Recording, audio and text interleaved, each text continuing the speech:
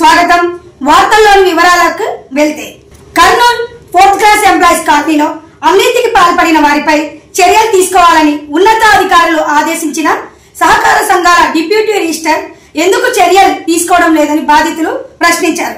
ఈ మేరకు వారు కార్యాలయం ముందు నిరసన దీక్ష చేపట్టారు. ఈ సందర్భంగా వారు మాట్లాడుతూ 4th క్లాస్ ఎంప్లాయీస్ కాలనీలో అక్రమాలు జరిగాయని, బాధితులు గత 40 సంవత్సరాల నుంచి పోరాటం చేస్తే ప్రస్తుతం ఉన్న ఉన్నతాధికారులు పూర్తి స్థాయిలో విచారణ చేసి అక్రమాలు జరిగినట్లు గుర్తించి పాత కమిటీని రద్దు చేశారన్నారు. 4th క్లాస్ ఎంప్లాయీస్ కాలనీలో ఇతరులకు అక్రమంగా చేసిన రిజిస్ట్రేషన్లు రద్దు చేసి నిజమైన లబ్ధిదారులకు రిజిస్ట్రేషన్ చేయాలని ఉన్నతాధికారులు ఆదేశించారన్నారు. అయినా డిప్యూటీ రిజిస్ట్రార్ స్పందించకపోవడం వెనుక ఆంతర్యం ఏమిటని ప్రశ్నిస్తూ బాధితులు డిప్యూటీ రిజిస్ట్రార్ కార్యాలయం ముందు రిలే నిరసన దీక్షలు చేపట్టారు. ఇప్పటికైనా తమకు న్యాయం చేయాలని వారు కోరారు. 1967లో ఉమ్మడి కర్నూలు జిల్లా అయినటువంటి ఆ రోజుల్లో గిద్దలూరు, నంద్యాల, ఆదోని, కర్నూలు ఈ 4 రెవెన్యూ డివిజన్లను కలుపుకొని Kurnool 4th class employees housing సొసైటీని ఏర్పాటు చేయడం జరిగింది.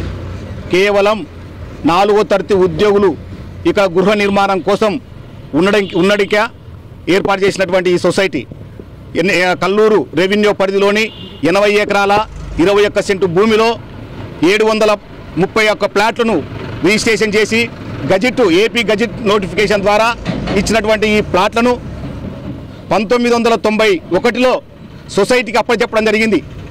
సొసైటీగా ప్రెసిడెంట్గా ఎన్నికైనటువంటి సభ్యులు ఆ 731 ప్లాట్లను డబలు 1460 ప్లాట్లుగా రిజిస్ట్రేషన్ సబ్ డివిజన్ చేసి దాన్ని ఒక్కొక్కటిగా సభ్యులకు కాకుండా నాన్ 4th క్లాస్ ఎంప్లాయీస్కు అమ్ముకుంటూ సొమ్ము చేసుకోవడం జరిగింది. ఇంతటువంటి కర్నూలులో నడి సిటీలో 4 ఎకరాల 31 సెంటు భూమి పార్కు అన్యాక్రాంతమైంది. ఎకరా మొత్తం 3 పార్కులు సొసైటీ స్థలంలో 3 పార్కులు కబ్జా అయిపోయినాయి. 509 ప్లాట్లు అక్రమ రిజిస్ట్రేషన్ జరిగినాయి. 300 నుంచి 400 కోట్లు అవినీతి జరిగింది.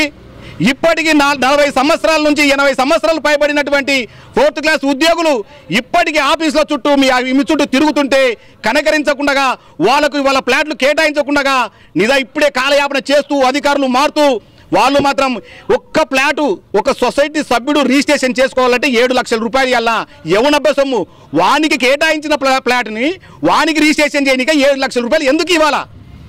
డీసీఓ రామాంజనేయులకు 2 లక్షలు ఇవ్వాలంట. ఇది నేను ఆశమాశగా మాట్లాడుతున్నా, పూర్తి ఆధారాలతో మాట్లాడుతున్నా.